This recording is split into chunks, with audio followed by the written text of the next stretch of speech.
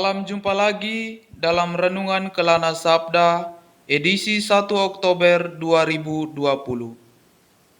Bacaan Injil yang akan kita renungkan bersama diambil dari Injil Matius pasal 18 ayat 1 sampai 4.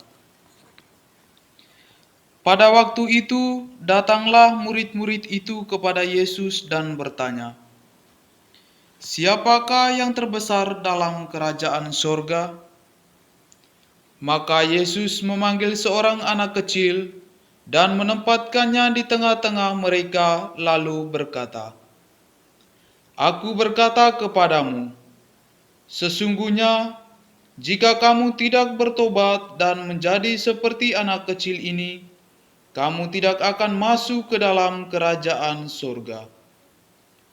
Sedangkan barang siapa merendahkan diri dan menjadi seperti anak kecil ini, dialah yang terbesar dalam kerajaan surga.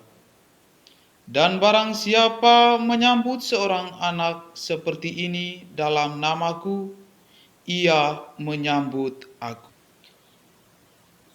Saudara-saudara yang terkasih, siapa yang terbesar dalam kerajaan surga? Pertanyaan yang singkat, namun punya arti yang sangat mendalam. Pertanyaan merupakan salah satu cara seseorang untuk menemukan jawaban yang baginya merupakan suatu pencerahan bagi pribadinya ke depan.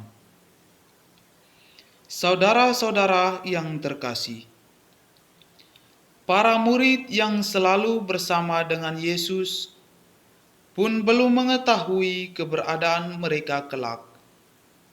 Mereka berada di posisi yang mana, sehingga dengan ketulusan, kerendahan hati, juga kepolosan, mencari suatu kebenaran dalam diri Yesus yang adalah sumber dan kebenaran hidup.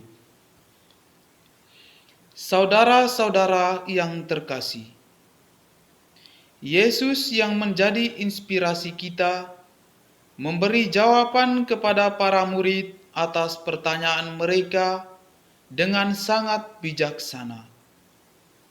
Yesus tidak serta-merta memberi jawaban secara langsung kepada para muridnya, melainkan dengan memberi suatu perumpamaan seperti kepolosan anak kecil.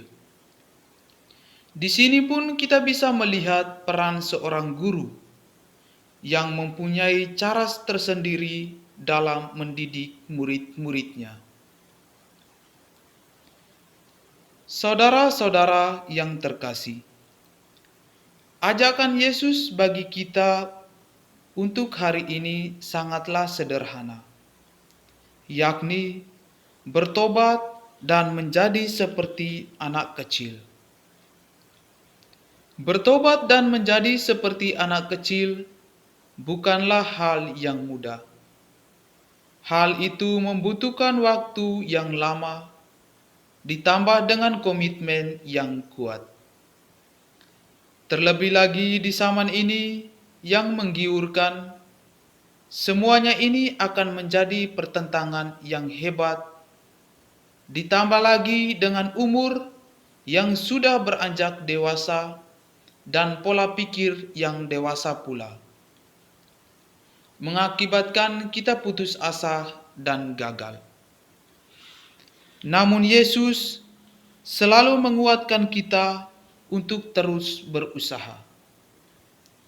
Karena Ia tahu di dalam diri seorang anak terdapat keselamatan, yakni kepolosan, kejujuran, dan semua yang baik serta taat pada Bapa. Itulah sebabnya mengapa Yesus menginginkan kita seperti anak kecil.